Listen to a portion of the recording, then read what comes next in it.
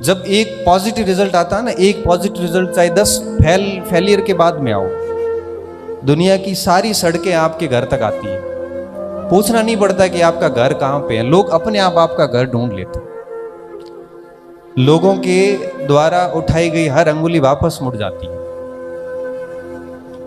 इसलिए कहते हैं कि काम हमें ऐसा करना है, बस किसी को कुछ बताना नहीं है, किसी को कुछ कहना नहीं। मैं हमेशा कहता हूं कि बिल्कुल ये प्रदर्शन नहीं होना चाहिए कि मैं तैयारी कर रहा हूं, मैं क्या कर रहा हूं। आप यहां पे रहिए, सूरतगढ़ी रहिए, 5-7 का ग्रुप बना के रहिए और मेहनत ऐसी कि जान निकल जाए, और रात को 12-1 बजे तक पढ़ते पढ़ते ऐसी स्थिति आ जाए कि यहाँ पे सीने पे रखी हुई किताब पढ़ी रहे और आंखें बंद होने लगे कि भाई मेरे से इससे अधिक हो नहीं सकती। उस दिन आपको लगेगा, उस दिन लगेगा कि आप वाकई में मेहनत कर रहे हैं। देखो, मनुष्य की प्रवृत्ति होती है, जिस दिन आपका दिन खराब होगा ना, जिस दिन भी, उस रात को आपको अंदर से फील होगा कि यार मैं कर क्या रहा हूं यहाँ पे। रात को ठीक से नींद भी नहीं आएगी, हो क्या रहा है, मतलब मैं आया क्या हूं यहाँ पे, किस लिए यहाँ पे आया हूं। और जिस दिन आप सुबह उठ के और रात को सोने तक पूरे दिन जबरदस्त पढ़ाई की, मतलब आपकी क्षमता से एक कदम आगे, उस रात की नींद ही अलग होती है, उस रात का सेटिस्फेक्शन अलग होता है। और मैं कहता हूं स्टूडेंट को, आप है ना ऐसे 5 दिन करके देखिए, 5 दिन आपको एक अलग प्रकार की अनुभूति होगी। और जब कुछ नहीं हो रहा, समय खराब हो रहा, तो खुद से सवाल कर लीजिए। मैं दिल्ली में था, उसी साल की बात है, 31 का टाइम था और बच्चों ने कुछ पार्टी गई थी, तो सभी ने कहा कि पार्टी करेंगे आज, ये वो। मेरे को कहा आप भी आना, मैं भी चला गया। पार्टी में गए, वहाँ पे बैठे रहे सबने, कोई किसी ने अपने अपने हिसाब से सभी ने पार्टी की। मैं तो मेरा ब्राह्मण आदमी और जिंदगी में कोई कुछ किया नहीं, मैंने मेरी जीवन में कभी चाय के अलावा कोई नशा नहीं किया। और दूसरा किया पढ़ाई का, जो मुझे आज भी है। आज भी गाड़ी में आता हूँ तो किताब रखता हूँ कि 2 चीजें सीख के आऊँगा, नुकसान क्या है।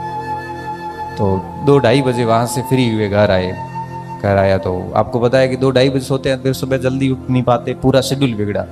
मैं बैठे रात को वापस जाता, सोचा कि गाँव छोड़ के बाड़मेर आया, बाड़मेर छोड़ के दिल्ली आया, क्या यही करने के लिए आया हूँ। मन में यही बातें आ रही कि कर क्या रहा हूँ, कितनी कंपटीशन है, लोग पढ़ रहे हैं और मैं इधर पार्टियां कर रहा हूँ। कितनी मुश्किल से पापा पैसे भेजते हैं, बड़ी मुश्किल से गाय का 2 किलो घी बचा के बेच के उसमें से 800-1000 रुपए आते हैं, वो बेचते हैं कि मेरा बच्चा पढ़ाई कर रहा है। उन्होंने खुद ने बाइक नहीं ली, ना साइकिल ली, वो पैदल ले आते हैं कि मेरे बच्चे को साइकिल दिला दूं ताकि वो कोचिंग और रूम का डिस्टेंस है वो जल्दी कवर कर सके। उन्होंने कई सालों से कपड़े नहीं सिलाए कि मेरा बच्चा है वो रात को नाइट पैंट और टी-शर्ट के में सो सके, वो रात को है वो धोती में ही सोएंगे, क्योंकि बच्चे को ठीक कपड़े दिलाने, क्योंकि मार्केट के बच्चों में देख के वो बच्चा अपने आप को कमतर फील नहीं करे।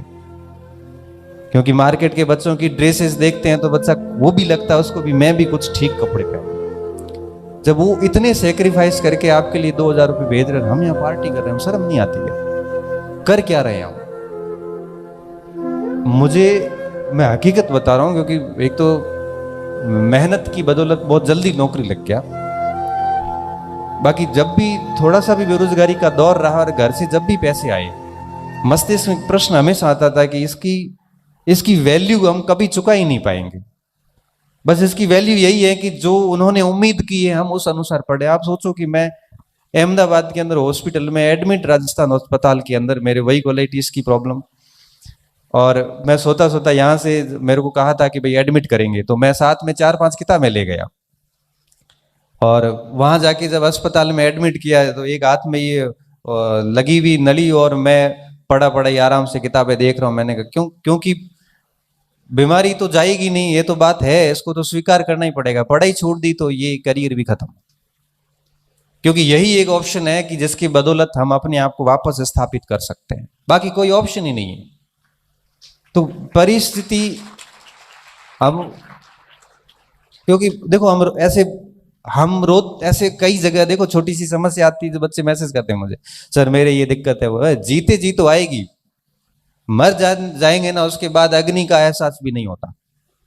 अगर आप जिंदा हैं ना तो दिक्कतें आएगी, किसी के फैमिली इश्यूज होंगे, किसी के आर्थिक इश्यूज होंगे, किसी के शारीरिक होंगे, हर प्रकार के इश्यूज आते हैं। लेकिन मैं ये मानता हूं कि अंदर अंदर धुन होती है ना एक, अगर वो धुन है तो मुझे लगता है कि उस समस्या